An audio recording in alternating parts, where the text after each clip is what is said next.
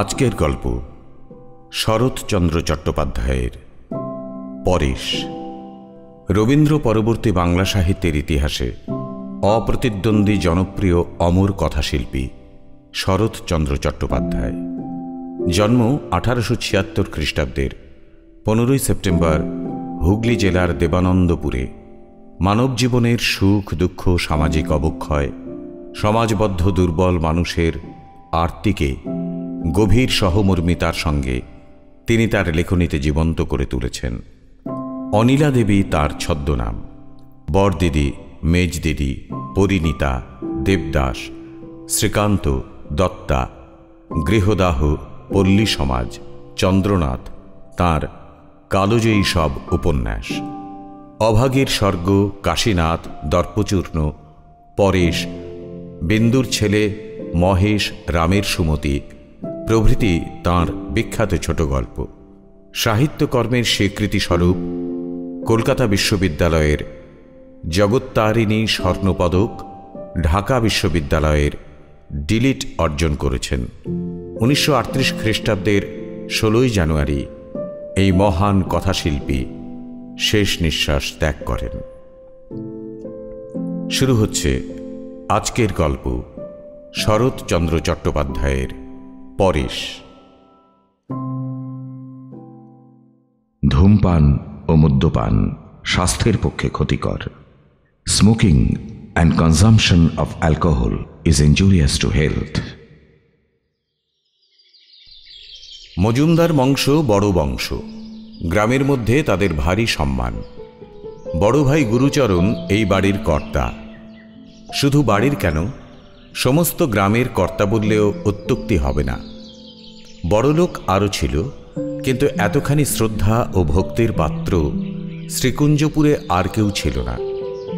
জীবনে বড় চাকরি কখনো করেননি। গ্রাম ছেড়ে অন্যত্র যেতে সম্মত হলে হয়তো তা দুষ্প্রাপ্য হতও না। কিন্তু প্রথম যৌবনে সেই যে একদিন অনতি দূরেই জেলা স্কুলের মাস্টারিতে ঢুকেছিলেন, কোনো লোভেই আর এই শিক্ষালয়ের মায়া তিনি কাটিয়ে অন্যত্র যেতে রাজি হননি। এখানে 30 টাকা বেতন 50 টাকা হয়েছিল এবং তারই অর্ধেক 25 টাকা পেনশনে বছর 3 হলো অবসর গ্রহণ করেছেন। পৃথিবীতে আজও হয়তো টাকাটাই একমাত্র বড় পদার্থ নয়। তা না হলে বিবাদ মেটাতে, সালিশি নিষ্পত্তি করতে, দলাদলির বিচার করে দিতে তাঁর আদেশই শ্রীকুঞ্জপুরের সর্বমান্য বস্তু হয়ে থাকতে পারত না। তাঁর অপরিসীম স্বধর্মনিষ্ঠা, চরিত্রের দৃঢ়তা এবং অবিচলিত সাধুতার সামনে সকলেই সসম্ভ্রমে মাথা নত করত। বয়স 60-এর কাছাকাছি। কেউ চরিত্র, সাধুতা বা ধর্মের বাড়াবাড়ি করলে 10-20 খানা গ্রামের লোক তামাশা করে বলতো, ইস, এ যে একেবারে গুরুচরণ। গুরুচরণের স্ত্রী ছিল না, ছিল একমাত্র পুত্র বিমল। জগতে অদ্ভুত বলে বোধহয় সত্যি কিছু নেই। না হলে এত বড় সর্বগুণান্বিত পিতার এত বড় সর্বদোষাশ্রিত পুত্র যে কি করে জন্মগ্রহণ করল লোকে ভেবে পেত না। পুত্রের সঙ্গে পিতার সাংসারিক বন্ধন ছিল না বললেই চলে, কিন্তু তার সকল বন্ধন গিয়ে পড়েছিল ভ্রাতুষ্পুত্র পরেশের উপর। হরিচরণের বড় ছেলে পরেশই যেন তার নিজের ছেলে। পরেশ MA পাশ করে আইন পড়ছে। তাকে বর্ণপরিচয় থেকে শুরু করে আজও সমস্ত পড়া তিনিই পড়িয়ে আসছেন। বিমল যে কিছু শিখল না, এ দুঃখ তার আর এক পরেশ থেকে মিটেছে। ছোট ভাই হরিচরণ এতদিন বিদেশে সামান্য চাকরি করছিল। হঠাৎ লড়াইয়ের পরে কি জানি কেমন করে সে বড়লোক হয়ে চাকরি ছেড়ে বাড়ি চলে এলো। লোককে চড়া সুদে টাকা ধার দিতে লাগলো, স্ত্রীর নামে একটা বাগান কিনে ফেলল এবং আরও 2-1টা কি কাজ করলো যাতে তার টাকার গন্ধ 5-7 খানা গ্রামের লোকের নাকে পৌঁছতে দেরি হলো না। একদিন হরিচরণ এসে সবিনয়ে বলল, দাদা, অনেক দিন ধরে আপনাকে একটা কথা বলবো ভাবছি। বেশ, বলো। আপনি একলা আর কত পারবেন? বয়সও হলো। তা হলো বই কি, 60 চলছে। না মানে তাই বলছিলাম, আমি তো এখন বাড়িতেই রইলাম, বিষয় আশয়গুলো সব এলোমেলো হয়ে রয়েছে, একটু চিহ্নিত করে নিয়ে যদি আমি। গুরুচরণ ক্ষণকাল ছোট ভাইয়ের মুখের দিকে চেয়ে থেকে বলল, বিষয় আশায় আমাদের সামান্যই, আর তা এলোমেলো হয়েও নেই। কিন্তু তুমি কি পৃথক হবার কথা বলছো? হরিচরণ লজ্জায় জিভ কেটে বলল, আগে না না, যেমন আছে যেমন চলছে তেমনি সব থাকবে, শুধু যা যা আমাদের আছে একটু অমনি চিহ্ন দিয়ে নেওয়া আর কি। আর রান্নাবান্নাটাও বড় ঝঞ্ঝাটের ব্যাপার, সমস্ত একই থাকবে, তবে ডালটা ভাতটা আলাদা করে নিলে, মানে বুঝলেন না? বুঝেছি বই কি। বেশ, কাল থেকে তাই হবে। চিহ্নটা কিভাবে দেবেন স্থির করেছেন? স্থির করার তো এতদিন আবশ্যক হয়নি, তবে আজ যদি হয়ে থাকে, আমরা 3 ভাই, 3 অংশ সমান ভাগ করে নিলেই হবে। 3 অংশ কিরকম? মেজ বউ বিধবা, ছেলেপুলে নেই, তার আবার অংশ কি? 2 ভাগ হবে? না, 3 ভাগই হবে। মেজ বৌমা আমার শ্যামাচরণের বিধবা, যতদিন বেঁচে আছেন অংশ পাবেন বই কি। আইনে পেতে পারে না, শুধু খেতে পড়তে পারে। সে তো পারি, কেননা বাড়ির বড় বউ। ধরুন কাল যদি বিক্রি করতে কিংবা বাঁধা দিতে চায়, আইনে যদি সে অধিকার দেয় তিনি করবেন।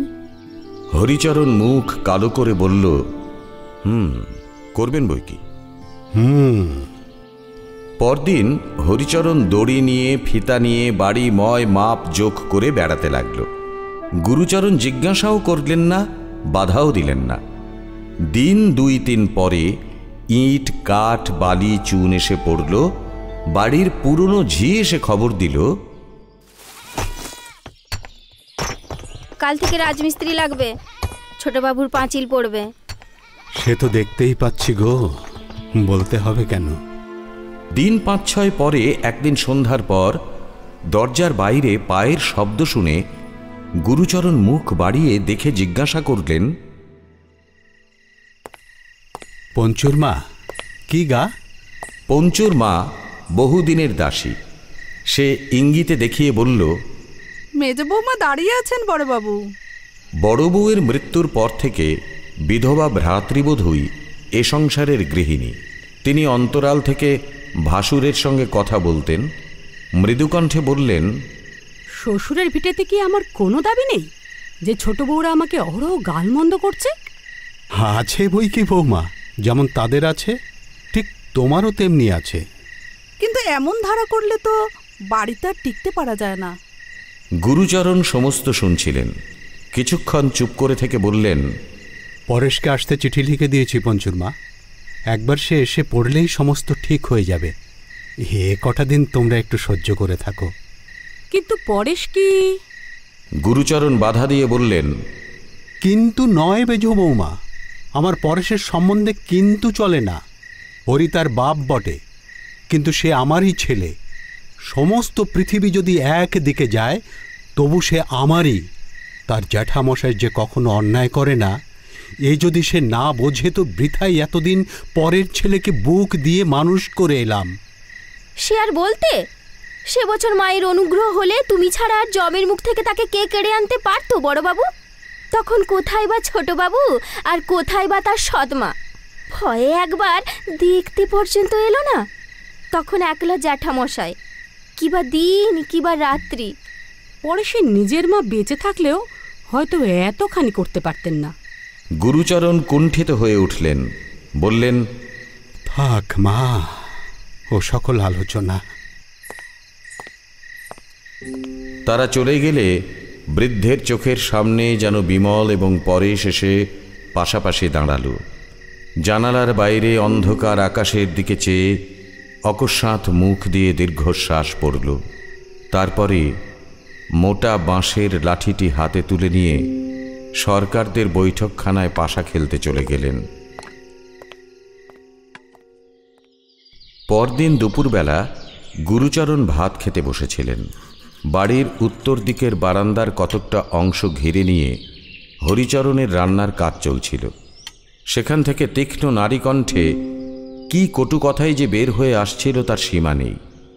তার আহারের যথেষ্ট বিঘ্ন ঘটছিল, কিন্তু সহসা পুরুষের মোটা গলা এসে যখন তাতে মিশল, তখন কিছুক্ষণের জন্য তিনি কান খাড়া করে শুনে হঠাৎ উঠে দাঁড়ালেন। মেজ বধূ ঠাকুরানী অন্তরাল থেকে হায় হায় করে উঠলেন এবং পঞ্চুর মা ক্রোধে ক্ষোভে চিৎকার করে এই দুর্ঘটনা প্রকাশ করে দিল। প্রাঙ্গণে দাঁড়িয়ে গুরুচরণ ডেকে বললেন, হরিচরণ, মেয়েদের কথায় আমি কান দিতে চাই নে, কিন্তু তুমি পুরুষ মানুষ হয়ে যদি বিধবা বড় ভাজকে এমনি করেই অপমান করো, তার তো তাহলে বাড়িতে থাকা চলে না। এ কথার কেউ জবাব দিল না, কিন্তু বাইরে যাবার পথে ছোট বধূ মাতার পরিচিত তীক্ষ্ণ কণ্ঠ তার কানে গেল। সে তামাশা করে বলছে, অমন করে অপমান করো না বলছি। মেজ ঠাকুরন তাহলে বাড়িতেই থাকবেন না, কি হবে তখন? হরিচরণ প্রত্যুত্তরে বলছে, পৃথিবী রসাতলে যাবে আর কি, কে বা থাকবার জন্য মাথায় দিব্যি দিচ্ছে, গেলেই তো বাঁচা যায়। গুরুচরণ থমকে দাঁড়িয়ে পড়েছিল। বক্তব্য শেষ হলে নীরবে চলে গেলেন। হেডমাস্টার মশায়ের কন্যার বিয়ে উপলক্ষে গুরুচরণ কৃষ্ণনগরের উদ্দেশ্যে যাত্রা করে বের হয়েছিলেন।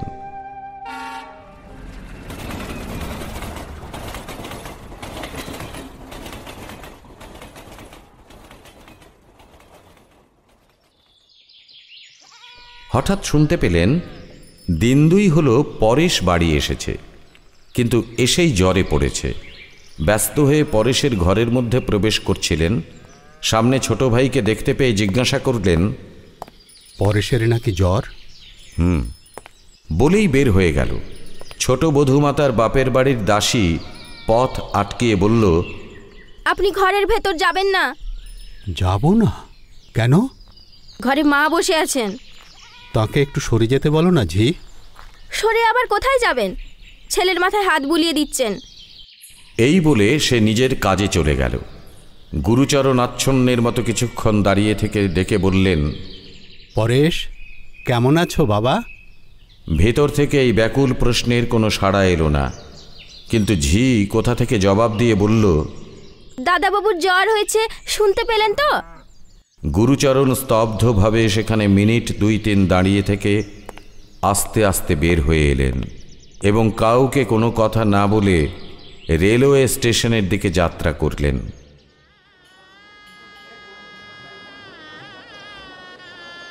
সেখানে বিয়ে বাড়িতে আর কেউ তেমন লক্ষ্য করল না, কিন্তু কাজকর্ম চুকে গেলে তার বহুদিনের বন্ধু হেডমাস্টার মশাই আড়ালে ডেকে জিজ্ঞাসা করলেন, ব্যাপারটা কি ঘটেছে গুরুচরণ?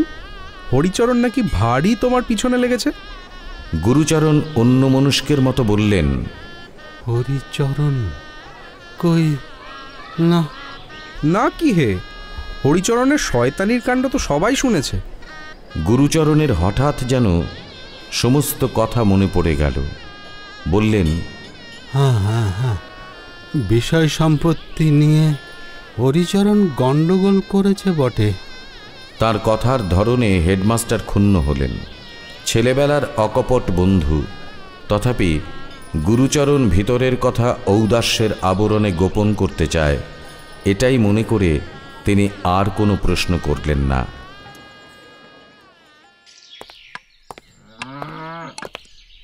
গুরুচরণ কৃষ্ণনগর থেকে বাড়ি ফিরে দেখলেন তাঁর এই কয়েকদিনের অনুপস্থিতির অবসরে উঠানের নানা স্থানে গর্ত খুঁড়ে হরিচরণ এমন কাণ্ড করে রেখেছে যে পা ফেলা যায় না। বুঝলেন যে তার মর্জি এবং সুবিধা মতো ভদ্রাসন ভাগ হয়ে প্রাচীর পড়বে। তার টাকা আছে, অতএব আর কারো মতামতের প্রয়োজন নেই। নিজের ঘরে গিয়ে কাপড় ছাড়ছিলেন। মেজ বৌমাকে সঙ্গে করে পঞ্চুর মা এসে দাঁড়ালো। গুরুচরণ সংবাদ জিজ্ঞাসা করতে যাচ্ছিলেন, অকস্মাৎ অস্ফুট আর্তকণ্ঠে কেঁদে মেজ বৌমা ঘরের মধ্যে লুটিয়ে পড়ল। পঞ্চুর মা নিজেও কাঁদতে লাগল এবং কাঁদতে কাঁদতেই জানালো যে পরশু সকালে মেজ বৌমাকে গলায় ধাক্কা মেরে হরিচরণ বাড়ি থেকে বের করে দিয়েছিল এবং সে উপস্থিত না থাকলে মেরে আধমরা করে দিত। ঘটনাটা সম্পূর্ণ উপলব্ধি করতে গুরুচরণের অনেকক্ষণ লাগল।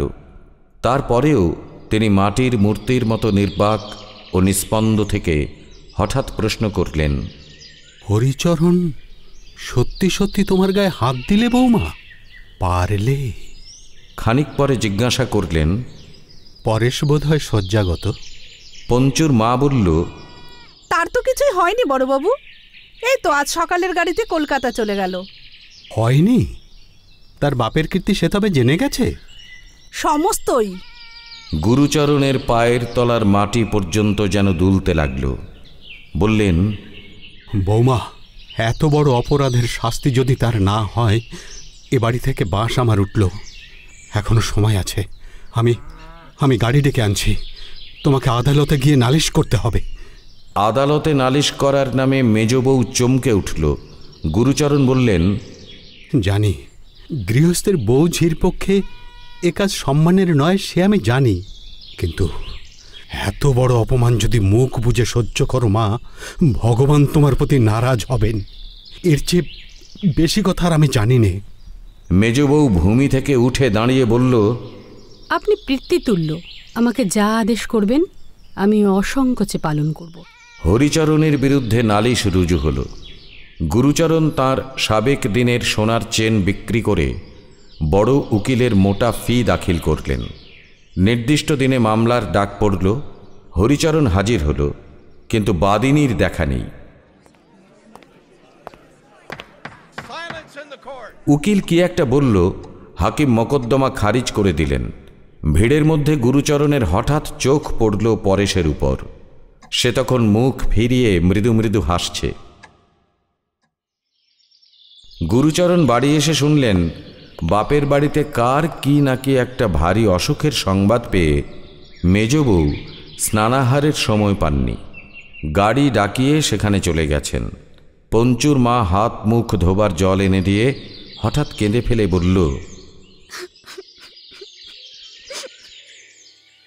রাতও মিথ্যে, দিনও মিথ্যে।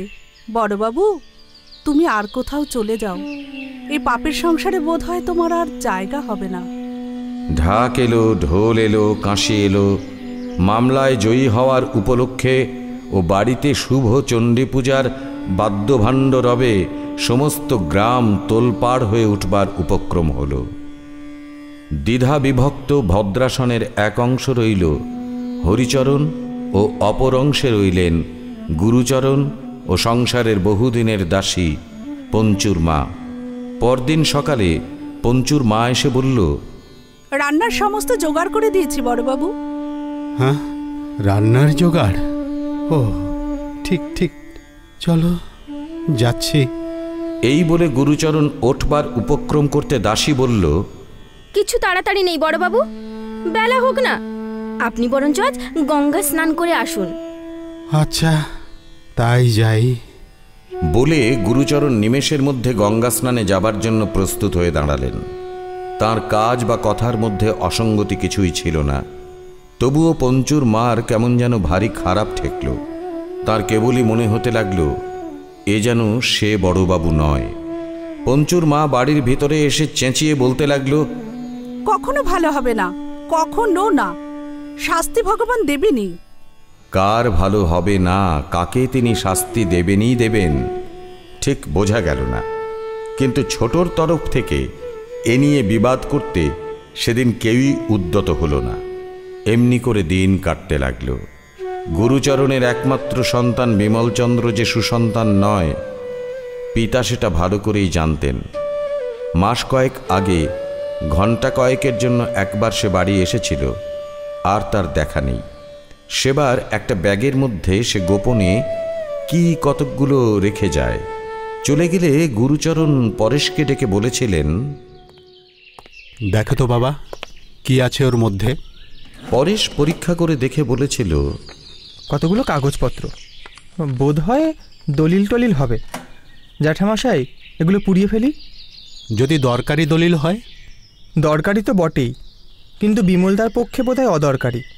বিপদ কাজ কি ঘরে রেখে? গুরুচরণ আপত্তি করে বলেছিলেন, না না, না জেনে নষ্ট করা যায় না পরেশ, কারো সর্বনাশ হয়ে যেতে পারে। ওগুলো তুই কোথাও লুকিয়ে রেখে দিগে বাবা, পরে যা হয় করা যাবে।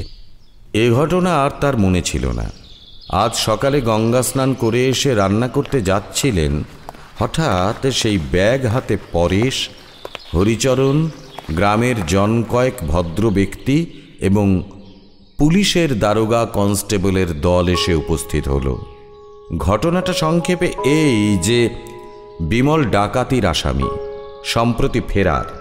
খবরের কাগজে খবর পেয়ে পরেশ পুলিশকে জানিয়েছে। ব্যাগটা এতদিন তার কাছেই ছিল। বিমল মন্দ ছেলে, সে মদ খায়, আনুষঙ্গিক দোষও আছে। কলকাতায় থেকে কি একটা সামান্য চাকরি করে সে এসব করে, কিন্তু সে ডাকাতি করতে পারে এ সংশয় পিতার মনের মধ্যে কখনো স্বপ্নেও উদয় হয়নি। কিছুক্ষণ নির্নিমেষ দৃষ্টিতে পরেশের মুখের প্রতি গুরুচরণ তাকিয়ে রইলেন। তারপরে সেই নিষ্প্রভ অপলক দুই চোখের কোণ বেয়ে ঝরঝর করে জল গড়িয়ে পড়ল। বললেন, সমস্তই সত্যি পরেশ, একটা কথাও মিছে বলেনি। দারোগা আরও গোটা 2-3 কথা জিজ্ঞাসা করে তাকে ছুটি দিল। যাবার সময় লোকটা হঠাৎ হেঁট হয়ে গুরুচরণের পায়ের ধুলো নিয়ে বলল, আপনি বয়সে বড়, ব্রাহ্মণ, আমার অপরাধ নেবেন না। এত বড় দুঃখের কাজ আমি আর কখনো করিনি। আরও মাস কয়েক পরে খবর এলো বিমলের 7 বছর জেল হয়েছে। আবার ঢাক ঢোল ও কাশি সহযোগে শুভচণ্ডীর সমারোহে পূজার আয়োজন হচ্ছিল। পরেশ বাধা দিয়ে বলল, বাবা এসব থাক। কেন? এ আমি সইতে পারবো না। বেশ তো, সইতে না পারো আজকের দিনটা কলকাতায় বেরিয়ে এসোগে। জগন্মাতার পুজো, ধর্মকর্মে বাধা দিও না। বলা বাহুল্য, ধর্মকর্মে বাধা পড়ল না। দিন 10 পরে একদিন সকালে গুরুচরণের ঘরের দিকে হঠাৎ একটা হাঁকাহাঁকি চেঁচামেচির শব্দ উঠল। খানিক পরে গয়লা মেয়ে কাঁদতে কাঁদতে এসে উপস্থিত হল। তার নাক দিয়ে রক্ত পড়ছে। হরিচরণ ব্যস্ত হয়ে জিজ্ঞাসা করলেন, রক্ত কিসের মুখ্যদা? ব্যাপার কি? কান্নার শব্দে বাড়ির সকলে এসে পৌঁছলেন। মুখ্যদা বলল, দুধে জল দিয়েছে বলে বড়বাবু লাথি মেরে আমায় গর্তে ফেলে দিয়েছেন। কি দাদা? যা জ্যাঠামশাই, মিথ্যে কথা। বরটাক্কর দিয়েছে মেয়ে মানুষের গায়ে হাত? তুই কি স্বপ্ন দেখছিস গয়লা মেয়ে? সে গায়ের কাদা মাটি দেখিয়ে ঠাকুর দেবতার দিব্যি করে বলল, ঘটনা সত্য। ইনজাংশনের কৃপায় প্রাচীর তোলা বন্ধ হয়েছিল বটে, কিন্তু উঠানের গর্তগুলো তেমনিই ছিল, বোঝানো হয়নি। গুরুচরণ লাথি মারায় এর মধ্যে মোক্ষদা পড়ে গিয়ে আহত হয়েছে। চল আমার সঙ্গে, নালিশ করে দিবি। কি যে অসম্ভব কথা বলো তুমি! বরঠাকুর মেয়ে মানুষের গায়ে হাত দেবেন কি? মিথ্যে কথা। পরেশ স্তব্ধ হয়ে দাঁড়িয়ে রইল। হরিচরণ বলল, মিছে হয় ফেঁসে যাবে, কিন্তু দাদার মুখ দিয়ে তো আর মিথ্যে বার হবে না। মেরে থাকেন, শাস্তি হবে। যুক্তি শুনে গৃহিণীর সুবুদ্ধি এলো। বললেন, সে ঠিক, নিয়ে গিয়ে নালিশ করিয়ে দাও, ঠিক সাজা হয়ে যাবে। হলো তাই। দাদার মুখ দিয়ে মিথ্যে বের হলো না। আদালতের বিচারে তাঁর 10 টাকা জরিমানা হয়ে গেল। এবার শুভচণ্ডীর পূজা হলো না বটে, কিন্তু পরদিন দেখা গেল কতগুলো ছেলে দল পাকিয়ে গুরুচরণের পিছনে পিছনে হৈ হৈ করে চলেছে। গয়লানি মারার গানও একটা ইতিমধ্যে তৈরি হয়ে গিয়েছে। রাত্রি বোধহয় তখন 8টা হবে। হরিচরণের বৈঠকখানা গমগম করছে। গ্রামের মুরব্বীরা আজকাল এখানেই আসতে আরম্ভ করেছেন। হঠাৎ একজন এসে বড় একটা মজার খবর দিল। কামারদের বাড়ির ছেলেরা বিশ্বকর্মা পূজা উপলক্ষে কলকাতা থেকে জন্দই খ্যামটা আনিয়েছে। তারই নাচের মজলিসে বসে গুরুচরণ। হরিচরণ হেসে লুটিয়ে পড়ে বলল, পাগল পাগল, শোনো কথা একবার। দাদা গেছে খ্যামটার নাচ দেখতে। কোন গুলির আড্ডা থেকে আসা হচ্ছে অবিনাশ? অবিনাশ মায়েরই দিব্যি করে বলল, সে সচক্ষে দেখে এসেছে। একজন ছুটে চলে গেল সঠিক খবর আনতে। মিনিট 10 পরে ফিরে এসে জানালো, সে খবর সর্বাংশেই সত্য। আর শুধু নাচ দেখাই নয়, রুমালে বেঁধে পেলা দিতেও সে এইমাত্র নিজের চোখে দেখে এলো। একটা হইচই উঠল। কেউ বলল, এমন যে একদিন ঘটবে তা জানাই ছিল। কেউ বলল, যেদিন বিনা দোষে স্ত্রীলোকের গায়ে হাত দিয়েছে সেদিনই সব বোঝা গেছে। একজন ছেলের ডাকাতির উল্লেখ করে বলল, ওই থেকে বাপের চরিত্রও আন্দাজ করা যায়। এমন কত কি। আজ কথা বলল না শুধু হরিচরণ, সে অন্যমনস্কের মতো চুপ করে বসে রইল। তার কেমন যেন আজ ছেলেবেলার কথা মনে হতে লাগল। এ কি তার বর্দা? এ কি গুরুচরণ মজুমদার? রাত্রি বোধহয় তৃতীয় প্রহর, কিন্তু নাচ শেষ হতে তখনও দেরি আছে। বিশ্বকর্মার পূজা সকালেই শেষ হয়েছে, কিন্তু তারই জের টেনে ভক্তের দল মদ খেয়ে, মাংস খেয়ে, খ্যামটা নাচিয়ে একটা দক্ষ যজ্ঞের সমাপ্তি করছে। অধিকাংশেরই কাণ্ডজ্ঞান বোধ হয় আর নেই। আর তারই মাঝখানে বসে স্মিত মুখে বৃদ্ধ গুরুচরণ। কে একজন চাদরে মুখ ঢেকে ধীরে ধীরে তার পিঠের উপর হাত রাখতেই তিনি চমকিয়ে ফিরে চেয়ে বললেন, কে? লোকটি বলল, আমি পরেশ। জ্যাঠামশাই, বাড়ি চলুন। গুরুচরণ দ্বিরুক্তি করলেন না, বললেন, বাড়ি চলো। উৎসব মঞ্চের একটা ক্ষীণ আলো রাস্তায় এসে পড়েছিল। সেখানে এসে পরেশ এক দৃষ্টে গুরুচরণের মুখের দিকে চেয়ে রইল। চোখে সে জ্যোতি নেই, মুখে সে তেজ নেই। সমস্ত মানুষটাই যেন ভূতাবিষ্টের মতো। এতদিন পরে তার চোখ দিয়ে জল পড়তে লাগল, এবং এতদিন পরে আজ তার চোখে ঠেকল লোকের কাছে জ্যাঠামশাইয়ের জন্য লজ্জা পাওয়ার আর কিছু নেই। এই অর্ধ সচেতন দেহ ছেড়ে তিনি অন্তর্হিত হয়ে গেছেন। বলল, আপনার কাশি যাবার বড় ইচ্ছে জ্যাঠামশাই, যাবেন? গুরুচরণ কাঙালের মতো বলে উঠলেন, যাব যাব পরেশ, যাব। কিন্তু কে আমাকে নিয়ে যাবে? আমি নিয়ে যাব জ্যাঠামশাই। তুমি? তবে চলো চলো, একবার বাড়ি থেকে জিনিসপত্র নিয়ে আসি গে। না জ্যাঠামশাই, ও বাড়িতে আর না, ওর কিচ্ছু আমরা চাইনি। গুরুচরণের হঠাৎ যেন হুঁশ হল। কিছুক্ষণ নীরব থেকে বললেন, কিচ্ছু চাইনে? ও বাড়ির আমরা কিচ্ছুটি চাইনে? পরেশ চোখ মুছে বলল, না জ্যাঠামশাই, কিচ্ছুটি চাইনি। ওসব নেবার অনেক লোক আছে। চলো।